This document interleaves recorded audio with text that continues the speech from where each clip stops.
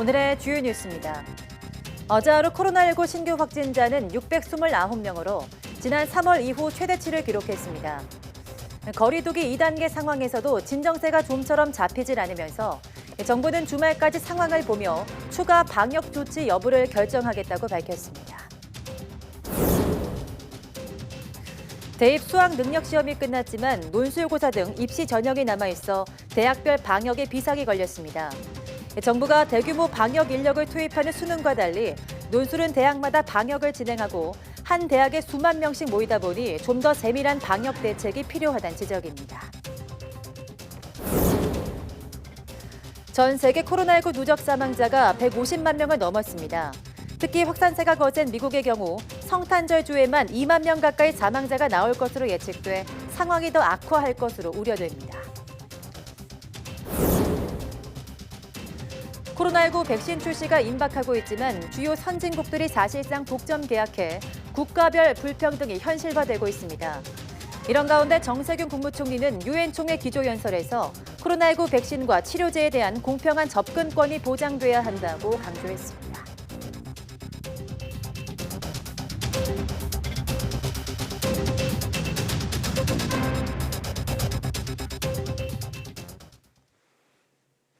여러분 안녕하십니까? 12월 4일 사이언스 투데이입니다. 오늘 0시 기준 코로나19 신규 환자는 629명으로 지난 3월 2일 이후 9개월 만에 가장 많았습니다. 지난 2월 29일 909명, 3월 2일 686명에 이어 세 번째로 많은 일일 신규 확진자입니다. 중앙방역대책본부는 오늘 0시 기준 지역 발생이 600명, 해외 유입이 29명으로 신규 확진자가 629명 늘어 누적 국내 확진자가 36,332명이 됐다고 밝혔습니다. 국내 신규 확진자를 지역별로 보면 서울 291명, 경기 155명, 인천 17명 등 수도권에서만 463명입니다. 사망자는 7명이 추가돼 누적 536명이 됐고 위중증 환자는 1명 줄어 모두 116명이 됐습니다. 오늘 신규 확진자 629명은 지난 2월 29일 1차 대유행 때 나온 하루 최대 기록 909명이 미치지 못하지만 이번 3차 대유행의 규모는 1, 2차 대유행을 확실히 넘어선 것으로 보입니다. 300명 이상 확진자가 나온 날이 1차 대유행 때는 11번이었으나 이번엔 이미 14번을 기록했습니다. 정세균 국무총리가 수도권의 거리두기를 2단계로 높인 이후에도 감염 확산이 진정되지 못하고 있는 모습이라며 주말까지 상황을 보며 추가 방역 조치 여부를 결정하겠다고 밝혔습니다. 정 총리는 오늘 오전 경남도청에서 열린 코로나19 중대본 회의에서 국내 확진자 수가 늘고 위기 상황이 계속 이어지고 있다면서 이같이 말했습니다. 특히 어제 수능이 끝난 만큼 수험생들이 시험 해방감에 PC방이나 노래방 등으로 몰리는 상황을 우려하면서 올해만큼은 사람들이 밀집하는 장소를 피해달라고 당부했습니다. 이와 함께 정 총리는 대학별 수시 전형을 치르기 위해서 이번 주말에만 수험생 약 20만 명이 이동할 것으로 예상한다면서 방역 관리에 전력을 다해달라고 강조했습니다. 2021학년도 대학 수학 능력 시험이 어제 마무리됐습니다. 하지만 해마다 수능이 끝나고 떠들썩했던 밤거리 풍경은 전례 없는 코로나19로 썰렁하기만 했습니다. 보도에 정현우 기자입니다. 수능 시험이 끝날 때면 북적이던 서울의 대학가입니다. 올해 밤거리는 한산합니다. 대학 입학을 앞두고 새 옷을 고르던 손님도, 사주 카페에서 진화군을 점치던 수험생들도 찾기 어렵습니다. 저녁 되면 공연을 하는 사람들과 구경하는 인파로 가득했던 곳인데 지금은 이렇게 텅 비어 있습니다. 밤 9시 이후엔 식당이 매장 영업을 할 수 없어 수험생들이 귀갓길을 서둘렀습니다. 작년에는 언니들이랑 오빠들도 되게 수능 끝나고 수험표도 할인받고 저도 좀 기대를 했었는데 코로나니까 아무래도 수능과 겹친 코로나19 3차 대유행에 대목을 놓친 상인들도 아쉽긴 마찬가지입니다. 학생들이 많이 찾길 기대했던 PC방과 노래방 업주도 평소처럼 손님을 몇 팀 못 받았다며 울상입니다. 기대를 하긴 했는데 코로나를 걱정하시는 분들이 많아서 아무래도 좀 수험생들도 이제 수능이 끝났지만 잘 안 왔지 않았을까 싶습니다. 방역 당국은 대학교마다 입시 전형이 시작되면 학생들이 몰리게 될 식당이 걱정입니다. 테이블 사이 간격과 종업원들의 마스크 착용 여부 등 방역 수칙 준수 여부를 수시로 점검한다는 방침입니다. 특히 문제가 됐던 게 이제 50제곱 이상 음식이나 술집들 이런 업소들은 테이블 간 거리두기가 최소 1m 이상 지켜줘야 하는데 거리두기가 안 되다든가 칸막이 설치가 안 됐다든가. 교육부도 오는 31일까지를 학생안전 특별기간으로 설정해 노래방이나 PC방 등에서 방역 지침이 잘 지켜지는지 점검에 나설 계획입니다. YTN 정현우입니다. 네, 이제 대학별 논술 전형 등 입시 일정이 본격화됩니다. 대학마다 전국 각지에서 수만 명이 모이는데 방역 관리도 대학마다 알아서 하다 보니 수능보다 감염 위험이 더 크다는 우려가 나오고 있습니다. 신준명 기자입니다. 연세대학교의 2021년 수시 모집 지원 현황입니다. 논술 전형 경쟁률은 70대 1, 지원자만 2만 7천 명이 넘습니다. 수시 모집 논술 전형 지원자들은 오는 7일부터 이틀간 연세대 캠퍼스에 마련된 고사장에서 논술 시험을 보게 됩니다. 서강대와 이화여대의 논술 전형에는 1만 명 넘게 지원했고 한양대와 성균관대는 지원자가 2만 명을 훌쩍 넘고 3만 명에 가깝습니다. 서울대 수시 일반 전형에는 지원자 1만 1,000여 명 가운데 1단계 전형을 통과한 응시자들이 모입니다.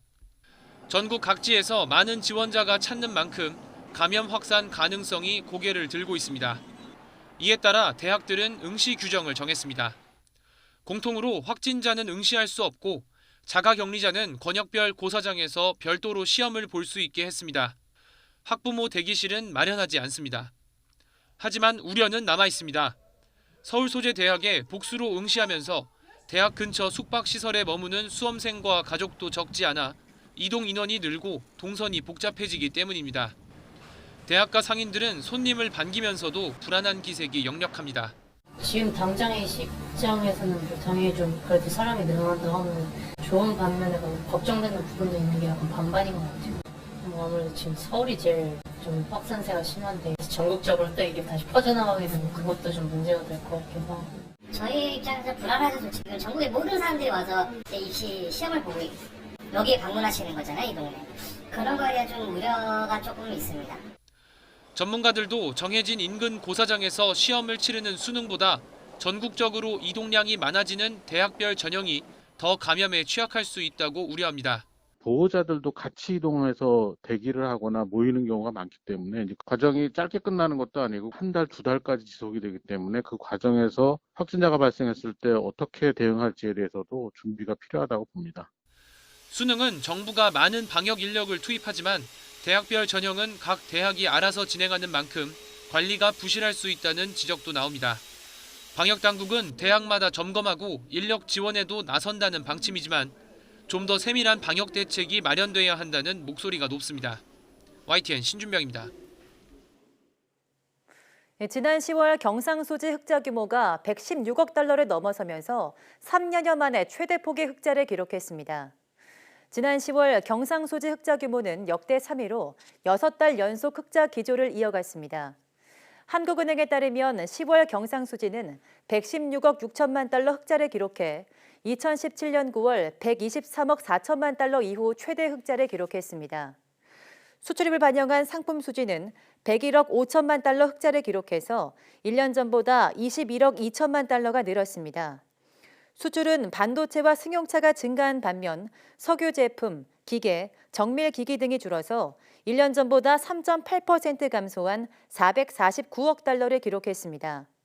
수입은 에너지류 가격 약세에 따라서 원자재를 중심으로 감소해 1년 전보다 5.6% 감소한 390억 7천만 달러를 기록했습니다. 코로나19 위기 극복을 위해 정부가 소상공인과 중소기업 등 취약계층에 대한 유동성 지원을 이어가기로 했습니다. 김용범 기획재정부 1차관은 오늘 아침 열린 혁신성장정책금융협의회에서 내년에도 경제 충격에 취약한 소상공인과 중소 중견기업에 대한 유동성 지원을 계속하겠다고 말했습니다. 이어 정상적인 기업이 일시적인 자금 부족으로 문 닫는 일이 없도록 기존 코로나19 대응 금융 지원 프로그램은 물론 중소 중견기업에 대한 다양한 금융 지원을 계속하겠다고 강조했습니다. 코로나19를 17분 안에 정확하게 진단할 수 있는 기술이 개발됐습니다. 기초과학연구원은 자성을 띠는 나노 물질을 이용해서 코로나19 바이러스를 빠르게 검출하는 진단 기술을 개발했다고 밝혔습니다. 연구팀은 나노 물질을 바이러스가 포함된 용액에 넣으면 용액 온도가 빠르게 상승하면서 바이러스의 유전자 증폭이 곧바로 일어나 바이러스 유무를 확인할 수 있다고 설명했습니다. 또 이런 나노 기술을 이용하면 17분 안에 코로나19 진단이 가능하고 정확도 역시 현재 사용 방식과 비슷한 99% 이상 수준이라고 덧붙였습니다. 중국이 사드 보복 약 4년 만에 우리나라 게임에 대해서 처음으로 공식 서비스 허가를 내주었습니다. 당국의 한류 제한력이 대폭 풀릴 거라는 기대가 나오는데 상황은 아직 유동적입니다. 베이징에서 강성웅 특파원이 보도합니다. 국내 게임 업체 컴투스가 만든 모바일 게임 서머너즈 워입니다. 지난 2017년부터 세계 챔피언 대회가 따로 열릴 정도로 폭발적 인기를 끌고 있습니다. 사드 사태 이후 약 4년간 한국 게임을 금지했던 중국도 이 게임에는 문을 열었습니다. 중국 이름 모링자오환으로 중국에서 공식 허가를 받았습니다. 중국의 국가신문출판소로부터 한국 게임이 4년 만에 신규 게임 판호 허가가 나온 것입니다. 중국은 지난 3분기에만 게임 판매액이 10조 원에 달할 정도로 큰 시장입니다. 더구나 코로나19로 대규모 여행이나 공연이 어려워지면서 게임이 더 주목받고 있습니다. 우리 정부는 최근 왕이 외교부장의 방한 당시 문화 콘텐츠 시장의 개방을 적극 촉구했습니다. 문화 콘텐츠 분야 협력 활성화를 위한 중국 측에 보다 적극적인 협조를 요청하였고 중국 측은 양국이 이와 관련해 지속 소통하기를 희망한다고. 한국 게임에 대한 첫 허가가 이른바 한한령의 완화로 이어질 수 있다는 기대도 나오고 있습니다. 오래 풀릴 수도 있었다고 저는 판단을 합니다. 근데 이제 여러 가지 상황, 코로나 상황에 이런 것 때문에 그것이 현실화되지 못했는데 앞으로도 가능성이 있으리라고 저는 판단을 합니다. 반대로 이번 허가가 우리나라에 대한 이례적인 선심성 조치라는 조심스러운 분석도 있습니다. 한국과 중국은 시진핑 국가주석의 방한에 원칙적으로 합의를 해놓고도 구체적인 일정은 잡지 못하고 있습니다. 한한령의 전면적인 해제도 아직은 유동적인 상황으로 보입니다. 베이징에서 YTN 강성웅입니다. 문재인 대통령은 어젯밤 에마뉘엘 마크롱 프랑스 대통령과 정상통화를 하고 기후변화 대응 등의 공조 방안을 논의했습니다. 문 대통령은 통화에서 지속가능한 녹색경제 회복을 위한 한국판 뉴딜을 추진하고 최근 2050 탄소 중립 목표를 공식화했다며 파리 기후협정 이행을 위해서 국제사회와 적극 협력하겠다고 말했습니다. 이에 마크롱 대통령은 지지 의사를 밝히며 내년 서울에서 열리는 녹색 성장 및 글로벌 목표 2030을 위한 연대 P4G 정상회의에도 적극적으로 참여하겠다고 화답했습니다. 마크롱 대통령은 또 방안에서 문 대통령과 양국 협력관계 심화 방안을 논의하고 싶다는 뜻을 밝혔고 문 대통령은 양국이 코로나19를 슬기롭게 극복해 서울에서 만나기를 기대한다고 답했습니다. 네, 오늘 아침은 전국이 올겨울 들어 가장 추웠습니다. 대관령 기온이 영하 13.9도, 철원 영하 9.8도, 파주 영하 9.5도, 서울도 영하 4.6도를 기록했습니다. 기상청은 찬 대륙 고기압이 확장하면서 전국 기온이 평년보다 3도에서 5도가량 낮았고 바람이 강하게 불면서 체감온도는 대도시 지역도 영하 10도 안팎에 머물렀다고 밝혔습니다. 이번 추위는 주말인 내일까지 이어진 뒤 휴일부터는 누그러들 것으로 보입니다.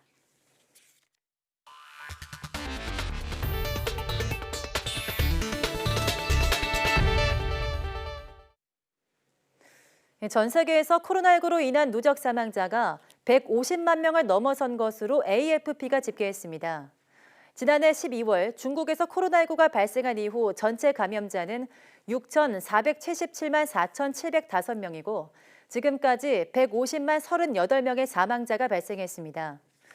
가장 큰 피해가 발생한 지역은 라틴 아메리카와 카리브해 지역으로 45만 2,263명이 사망했으며 유럽은 43만 60명, 미국과 캐나다는 28만 6,946명이 숨진 것으로 집계됐습니다.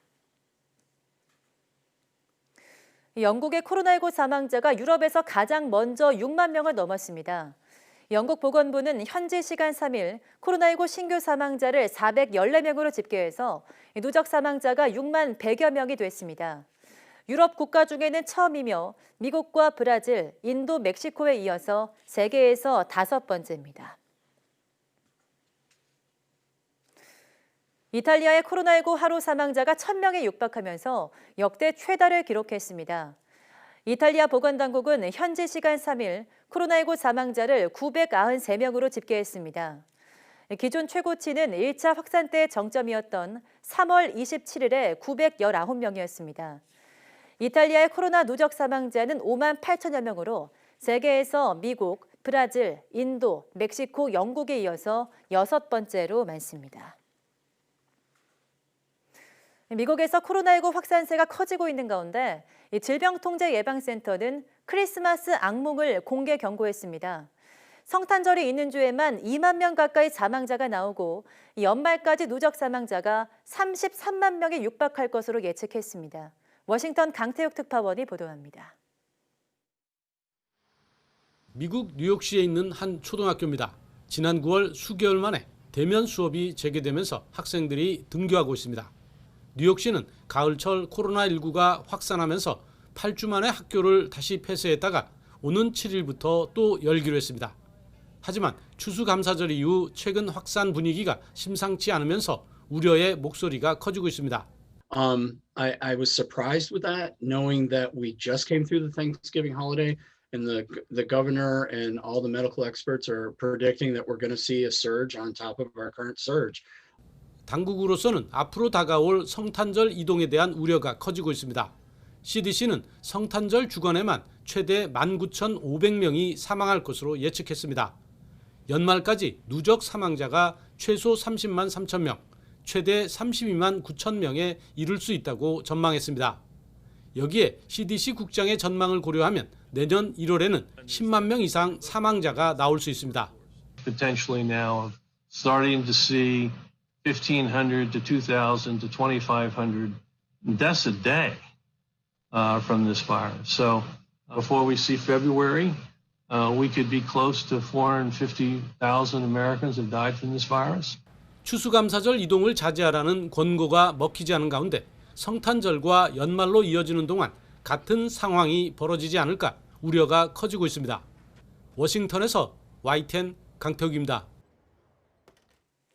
코로나19 백신 개발의 선두주자인 미국 제약사 화이자가 연내 백신 출시량 목표를 절반으로 줄였다고 월스트리트 저널이 현지 시간 3일 보도했습니다. 이 신문에 따르면 화이자는 지난달 중순까지만 해도 올해 연말까지 전 세계 1억 회분 투여분의 코로나19 백신을 공급할 계획이었으나 목표치를 5천만의 투여분으로 대폭 줄인 것으로 전해졌습니다. 화이자 백신 개발 과정에 직접 관여한 한 소식통은 우리는 늦었다며 백신을 만드는 데 필요한 원료 중 초기 공급분이 기준을 충족하는 데 실패했다고 말했습니다. 이와 관련해 화이자 관계자는 백신 원재료 공급망을 늘리는데 예상보다 시간이 오래 걸렸다고 설명했습니다. 미국 제약사 모더나는 내년 1분기 전 세계에 코로나19 백신을 1억 회분에서 1억 2,500만 회분 사이를 공급할 것으로 현지 시간 3일 예상했다고 로이터 통신이 보도했습니다. 이 가운데 미국으로는 8,500만 회분에서 1억 회분 사이가 제공되고 나머지 1,500만 회분에서 2,500만 회분은 다른 나라에 전달됩니다. 또 내년 한 해 동안 제조되는 자사 백신 분량이 5억 회분에서 10억 회분 사이일 것으로 전망했습니다. 영국이 화이자의 코로나19 백신을 세계에서 처음으로 승인하자 주요 선진국들 역시 속속 백신 접종 준비에 나서고 있습니다. 하지만 주요 선진국들이 백신 선 계약을 통해서 대량 확보에 나서면서 국가별 불평등이 벌써 현실이 되고 있습니다. 강성옥 기자가 보도합니다. 영국이 화이자와 바이오엔테크 백신의 긴급 사용 승인을 한 데 이어 독일은 수도 베를린에 6곳의 백신 접종 센터를 설치하는 등 발빠르게 준비하고 있습니다. We are definitely not in the game of comparing regulators across countries, nor on commenting on claims as to who is better. This is not a football competition. 화이자에 이어 모더나 백신도 미국과 유럽연합, 캐나다, 스위스, 영국, 이스라엘, 싱가포르 등에서 승인 절차가 진행되고 있습니다.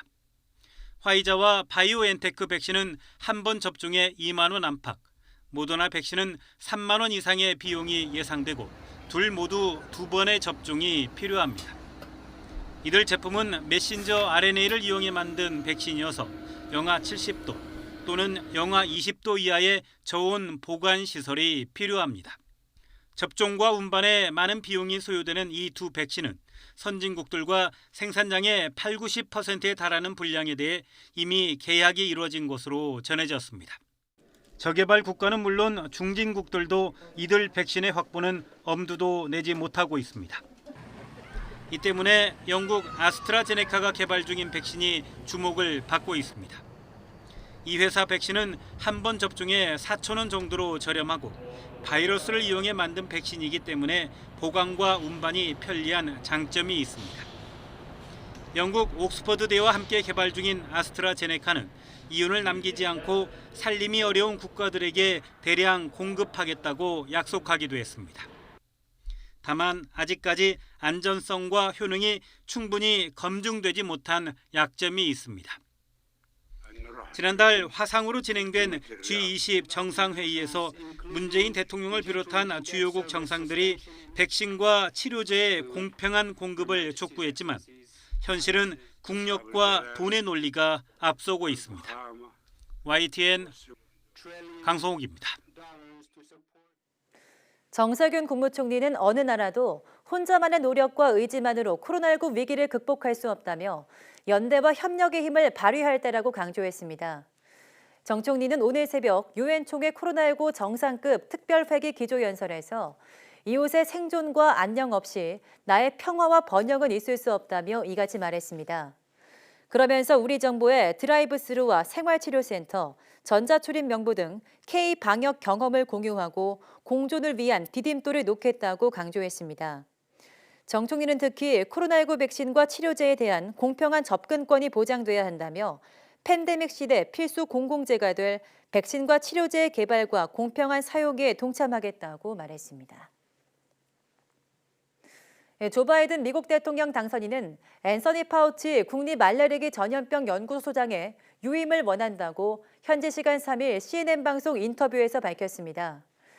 바이든 당선인은 인터뷰에서 파우치 소장의 유임과 더불어 그를 차기 행정부에서 자신의 최고 의학 자문역으로 임명하고 싶다는 뜻도 밝혔습니다. 아울러 파우치 소장이 코로나19 백신이 안전하다고 한다면 자신도 코로나19 백신을 맞겠다고 말했습니다. 미국 내 최고 감염병 전문가로 꼽히는 파우치 소장은 코로나19 대처 과정에서 정부와 의료계, 국민에게 적극적으로 상황을 진단해 알려주고 조언하면서 트럼프 대통령과 갈등을 빚어왔습니다. 앞서 그는 바이든 당선인의 코로나19 태스크포스에 참여할 의향이 있다는 뜻을 밝혔습니다.